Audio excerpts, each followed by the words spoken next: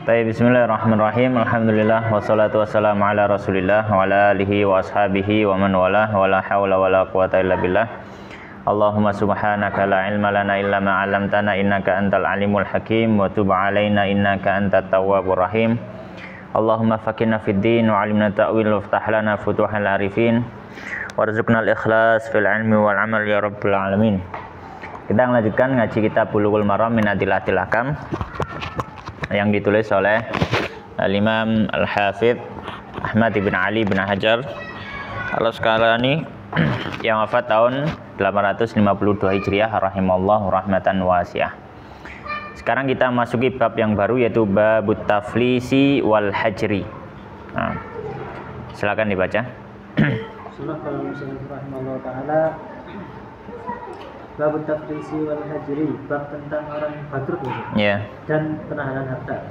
An Abi Bakar dan dari Abu Bakar bin Abdurrahman an Abi dari anaknya An Abi Hurairah dari Abu Hurairah radhiyallahu ta'ala anhu, qala, beliau berkata, sami'na, kami mendengar Rasulullah sallallahu alaihi wasallam yaqulu, beliau bersabda, man, barang siapa yang adraka, menjumpai malahu, hartanya, ini maksudnya dengan yakin, dengan wujudnya.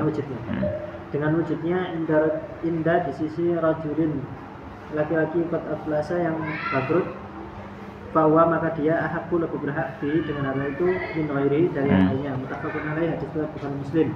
Wa Abu Daud wa Malik, hadis riwayat Abu Daud dan Malik min riwayatin Abu Bakr bin Abdurrahman, riwayat Abu Bakar bin Abdurrahman mursalan, secara mursal, bilafzi, dengan lafaz ayyuma rajulun, siapapun laki-laki, ba'a, yang menjual mataan, harta, fa'aflasa, lalu bangkrut, alladhi ibta'ahu, yang membelinya, dia membelinya, walam, dan tidak yakdi, itu maksudnya bayar. Iya, walam yakdi, dan belum membayar.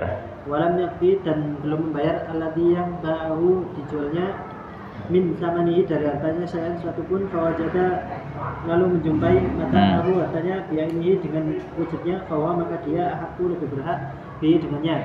Wa'in, dan jika mata mustari, pembelinya meninggal, fasahibul mata, maka pemilik harta, uswatul ghurama. Uswatu di sini uswatul ghurama bersini maksudnya adalah bersama dengan orang yang diutangi yang lainnya. Ghurama itu orang yang diutangi. Maka pemilik harta di sini bersama dengan pemilik harta yang lainnya. Iya. Wasalahul Baihaqi, dan menyambungnya Baihaqi, wada'afahu, dan mendaifkannya tabaan di Abi Daud, mengikuti dari Abu Daud, warawahu Abu Daud, dan meriwayatkan Abu Daud, wa Ibnu Majah, dan Ibnu Majah, min riwayati, dari riwayat Umar bin Khaldan, qala, beliau mengatakan, ataina, kami mendatangi Abu Hurairah radhiyallahu ta'ala anhu, fi sahibin, dari dalam hal fi sahibin lana, untuk saudara kami, pada salah seorang teman dari kami, qad aflasa, yang bangkrut, ya, dia sudah bangkrut. Faqala, maka berkata Abu Hurairah, la'aqdiyanna, sungguh aku akan menghukumi fikum atas kalian, qada'i Rasulullah, dengan hukum Rasulullah sallallahu alaihi wasallam, man aflasa, yang barang siapa yang bangkrut, au mata atau mati, fawajada rajulun, lalu menjumpai seorang laki-laki, mata hartanya, bi'ainihi, dengan wujudnya, fahuwa ahaqqu bih, maka dia lebih berhak atas hartanya. Wasahahul Hakim, dan mensahihkannya Al-Hakim, wada'afahu Abu Dawud, dan mendhaifkannya Abu Dawud, wada'afa aidan, dan mendhaifkannya juga, hadhihi ziyadah, tambahan ini, fi dzikril maut, dalam penyebutan al-maut. Baik, bismillahirrahmanirrahim. Qala al-musannifu rahimallahu ta'ala wa nafa'ana bilmi fid dunya wal akhirah wa dakhalahu fasya jannatihi wa taghammadahu bi rahmatihi, Allahumma amin. Babut taflisi wal hajri. Maka di sini beliau membuat judul bab, ya, yang membahas, ya, yang menyebutkan dua istilah. Yang pertama adalah taflis. Taflis itu apa? Taflis itu menjatuhkan hukum pailit atau bangkrut. Ya, jadi taflis itu memailitkan orang. Jadi memailitkan orang itu, jadi orang punya hutang, yang hutangnya ini sudah mencapai ya harta yang dia miliki. Dalam artian taruhlah dia punya aset 10 juta, utangi 15 juta. Jadi orang semacam ini maka dia disebut muflis, orang yang pailit. Nah, taflis itu adalah prosesi gimana caranya supaya orang ini nyauri utangi. Ya. Maka nanti dia ditaflis, kemudian nanti barangnya dijual dan seterusnya. Ya, seperti yang masyhur di manapun, ya termasuk di Indonesia kan gitu juga. Kalau misalkan orang punya hutang, biasanya pakai sama bank biasanya. Kalau punya hutang kemudian dia nggak bisa bayar, maka nanti rumahnya mungkin rumah atau apa disita bank. Tapi Islam juga sebenarnya punya aturan semacam itu, dan tentu saja aturan Islam lebih adil. Yang pertama taflis, yang kedua adalah hajar. Hajar ini apa? Hajar itu adalah penahanan harta. Apa yang dimaksud penahanan harta? Ya, jadi orang punya harta, tapi dia tidak boleh membelanjakan hartanya itu sendiri. Ya, itu hajar. Jadi orang punya harta, tapi dia nggak boleh utek-utek hartanya dewi. Iya, utek-utek itu apa? Tasarruf kalau bahasa ini. Jadi tidak boleh membelanjakan, tidak boleh memberikan, pokoknya hartanya dia nggak boleh. Ya, demok hartanya nggak boleh. Ini namanya hajar. Nah, hajar ini ada beberapa model, ada beberapa sebabnya, nanti kita akan bahas. Maka di sini hadis yang pertama yang beliau sampaikan di sini tentang masalah orang yang jatuh bangkrut. Ya. Hadis nomor 741. Bismillahirrahmanirrahim. Qala al-musannifu rahimallahu taala wa an Abi Bakar ibn Abdurrahman an Abi Hurairah.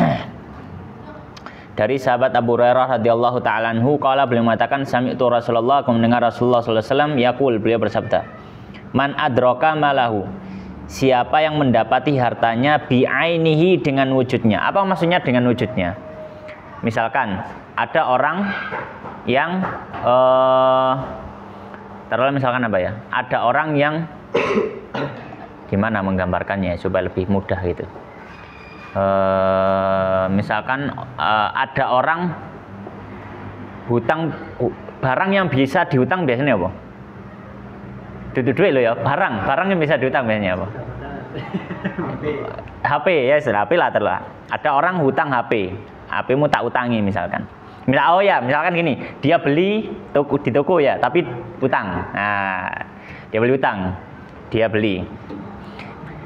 Baik, maka HP ini disebut ainul mal, disebut harta itu, ya.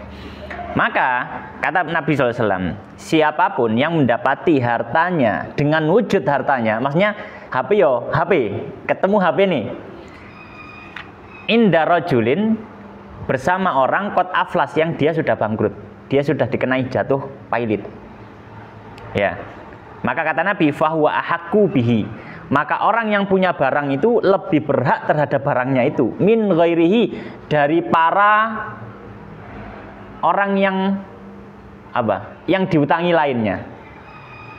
Misalkan saya jatuh pailit, jatuh bangkrut, kemudian taruhlah disita semua barangnya dan seterusnya. Ada satu barang, ya, ini punya orang, saya hutang memang tadi HP tadi. Misalkan di sini ada 5 orang lah, yang saya utang uang, utang macam-macam ke mereka.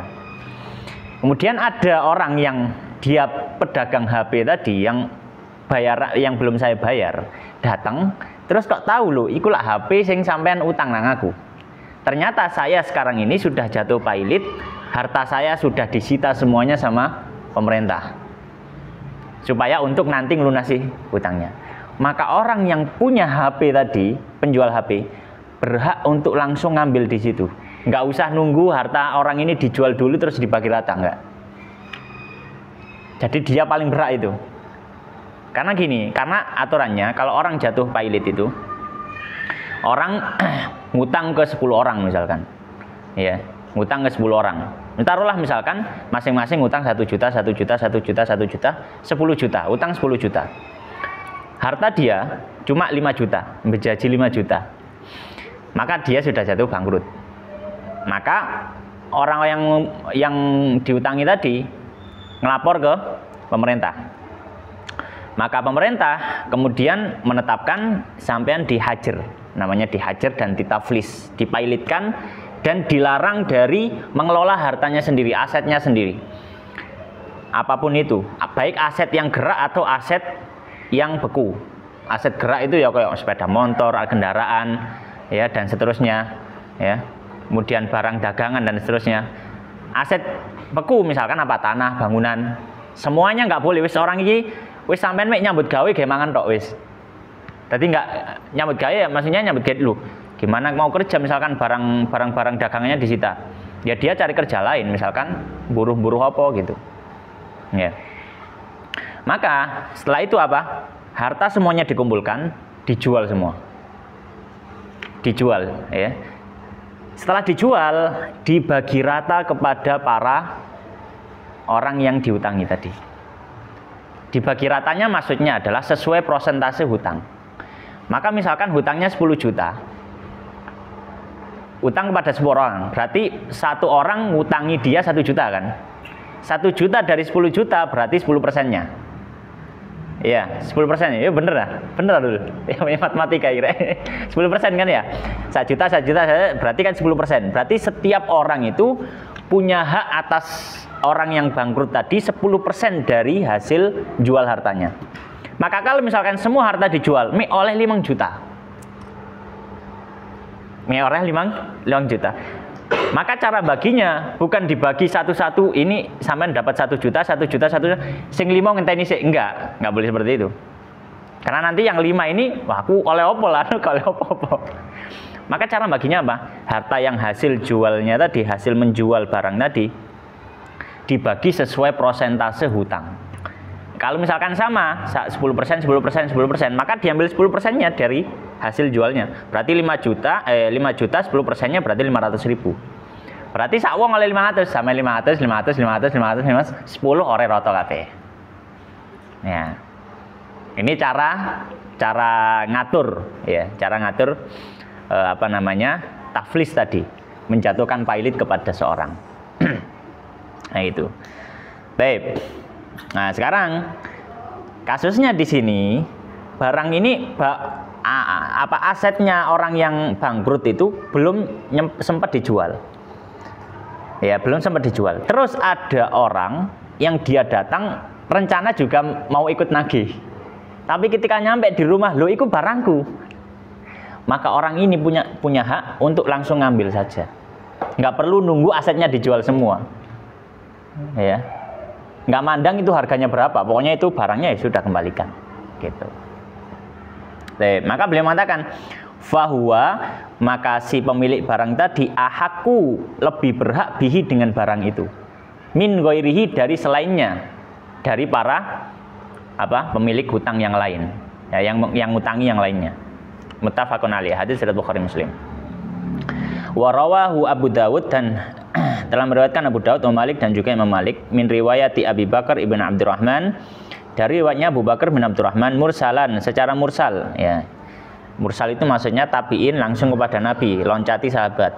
Bil lafadz, dengan lafadz ayyuma rajulin ba'a, siapapun rajulin, seorang, ba'a mata'an, yang dia menjual barang, fa'aflasa, lalu menjadi bangkrut, alladzibta'ahu, orang yang membeli barangnya. Jadi dia bakul terus jual barang kepada orang secara utang. Ternyata yang beli barang dan hutang tadi bangkrut. Kata Nabi, walam yaqdi, dan yang beli tadi belum bayar, alladziba'ahu, terhadap barang yang dia sudah menjual kepadanya, min thamanihi, dari harga barang itu syai'an, sedikit pun. Jadi gak dicicil belas. Jadi benar-benar gorong bayar.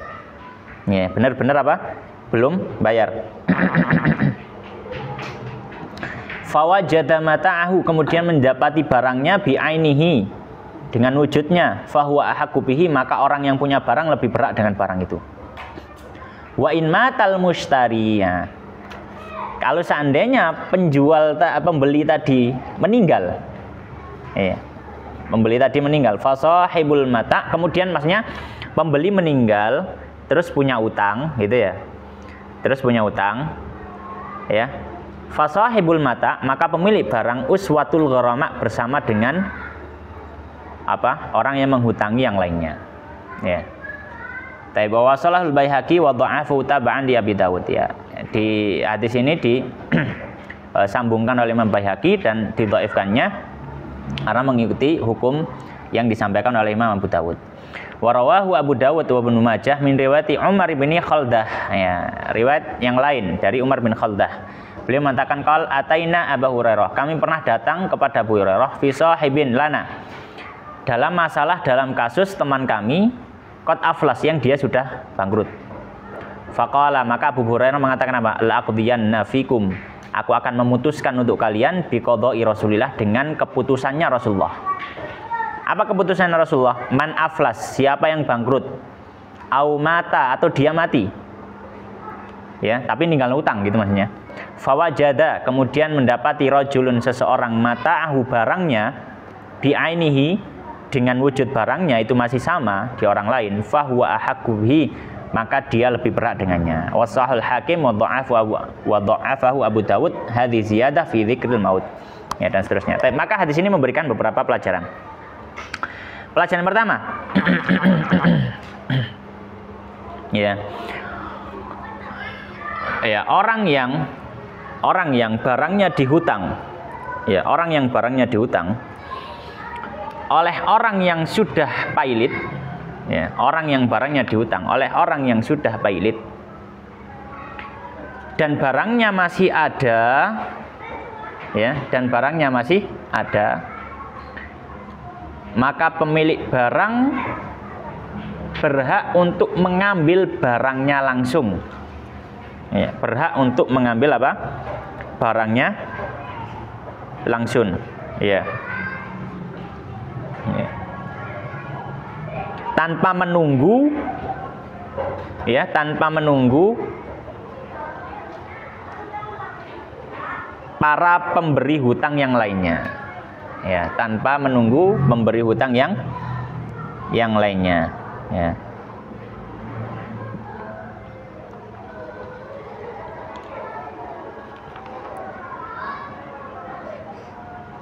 Taib. Kemudian yang kedua, ini sama hukumnya dengan pailit juga. Orang yang meninggal dan meninggalkan hutang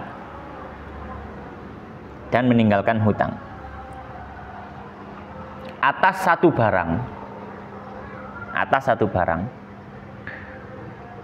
maka pemilik barang berhak langsung mengambil barangnya.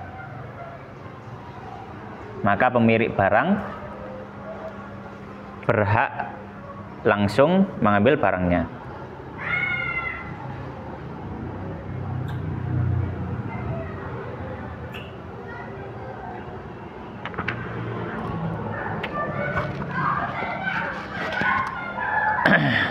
Baik.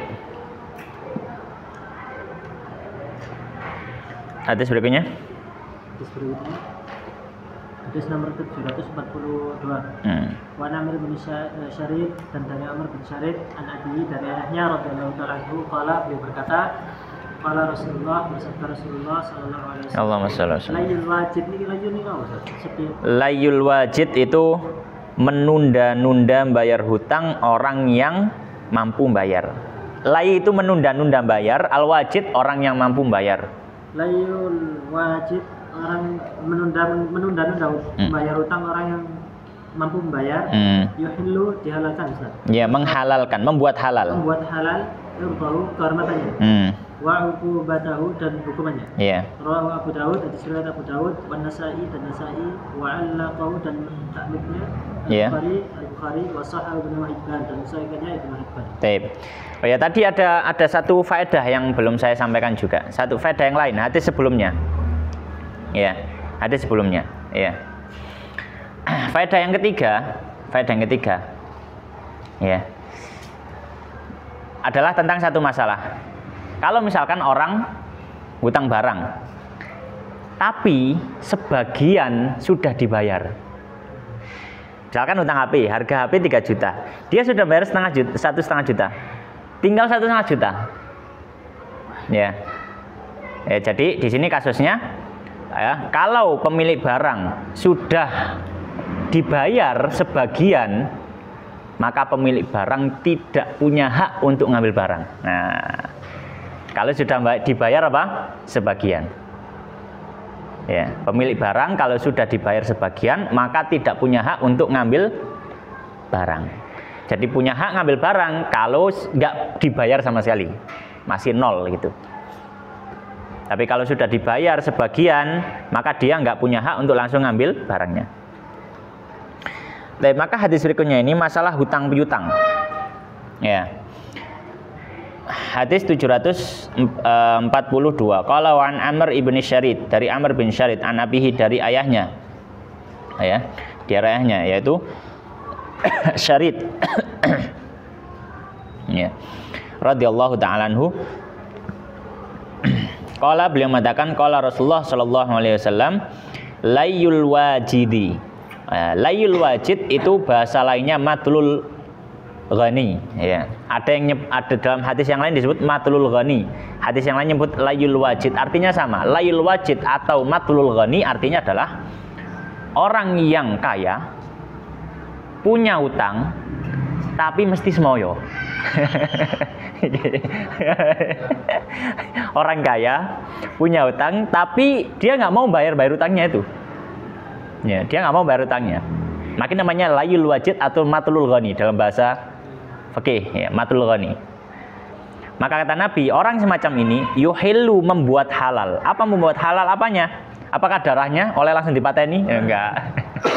Membuat halal, apa yang halal? Irdahu, kehormatannya. Ya, kehormatannya. Maka boleh, ya, kita bersikap keras kepadanya. Tapi nggak lambe, ojo nggak tangan, nggak lambe. Ya, bersikap keras, ya. Ya, diingatkan. Wa uqubatahu, dan hukumannya. Sebagian ulama menafsirkan hukumannya ini adalah khusus bagi pemerintah atau hakim. Jadi boleh orang ini ditahan sampai mau mengeluarkan hartanya untuk bayar. Kamu nak penjara terus sama gitu. Kasihan soalnya yang punya utang ini, semayani terus. Rawahu Abu Daud, hadis Abu Daud dan Nasa'i wa alaqal Bukhari wa Sahih Ibnu Hibban. Ya, hadis Abu Daud, Nasa'i dan Bukhari dalam ta'liq. Baik, maka hadis ini memberikan beberapa pelajaran. Pelajaran pertama, ya. Orang kaya yang mampu membayar hutang tapi dia menunda-nunda pembayaran, maka dihukumi sebagai orang zalim. Ya. Orang kaya yang mampu membayar hutang namun dia menunda-nunda pembayaran, maka dihukumi sebagai orang yang zalim. Ya. Dan dia tadi disebut dengan matlul ghani. Ya, matlul ghani. Pelajaran pertama. Pelajaran kedua, orang yang semacam itu ya berarti memang ya, orang yang semacam itu ya boleh bagi hakim atau pemerintah untuk menahannya sampai dia mengeluarkan hartanya untuk bayar hutang.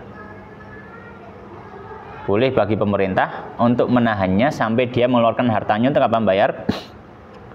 Bayar hutang. Ya, untuk bayar hutang. Ya.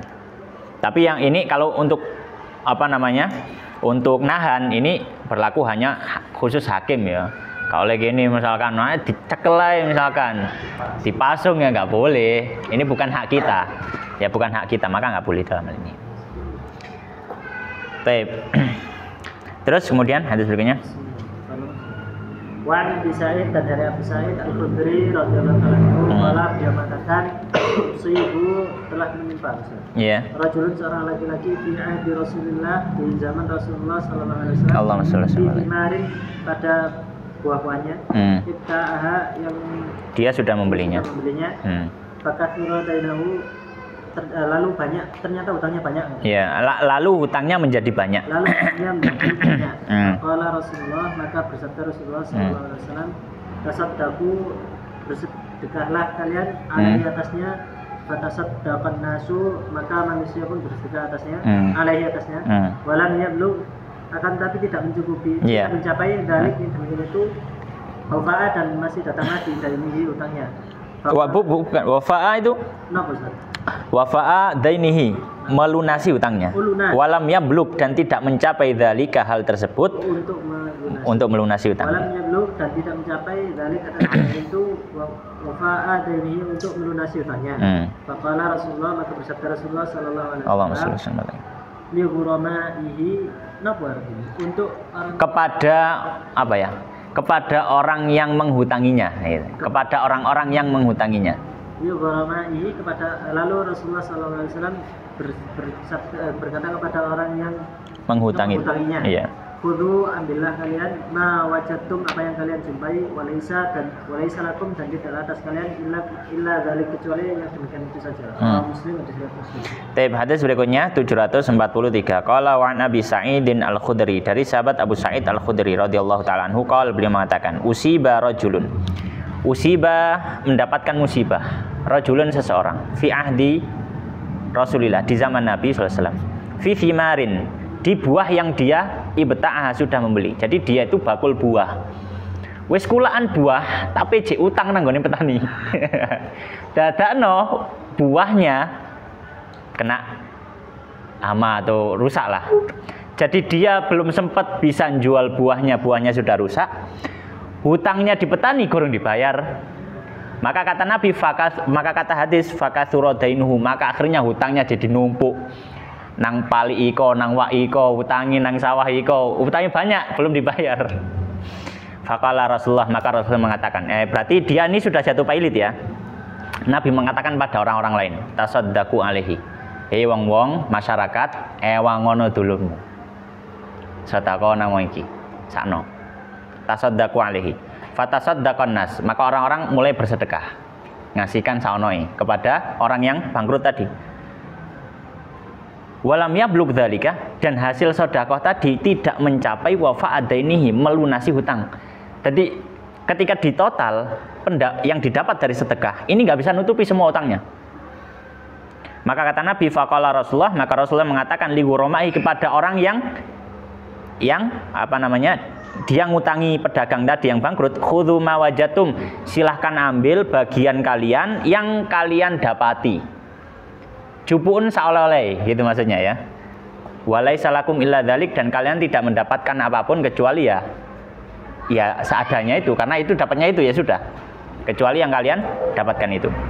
Rawi Muslim, hadis riwayat Muslim. Maka hadis ini memberikan beberapa pelajaran. Pelajaran pertama, dianjurkan bagi kaum muslimin untuk membantu orang yang sedang terkena pailit. Membantu orang yang sedang terkena apa? Pailit. Ini dianjurkan.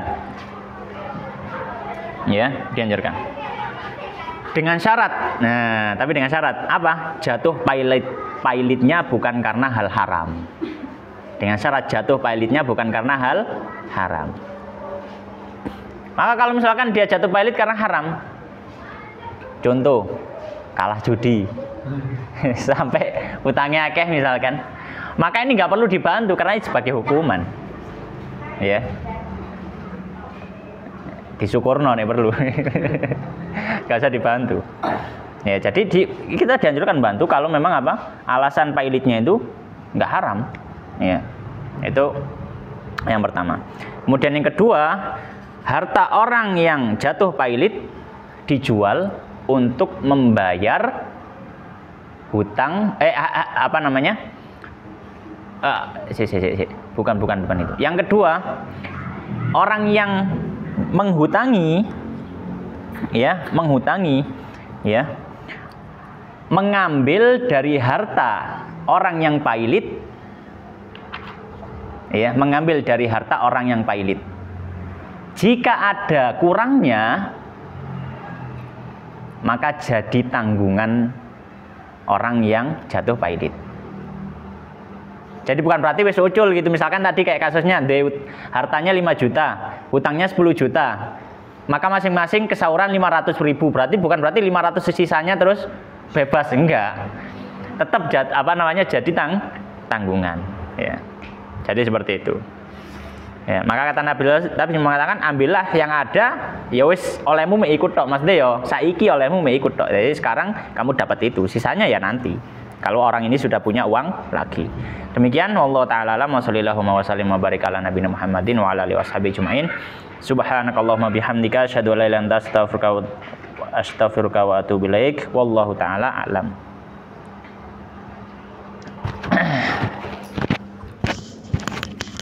Kan arek-arek nang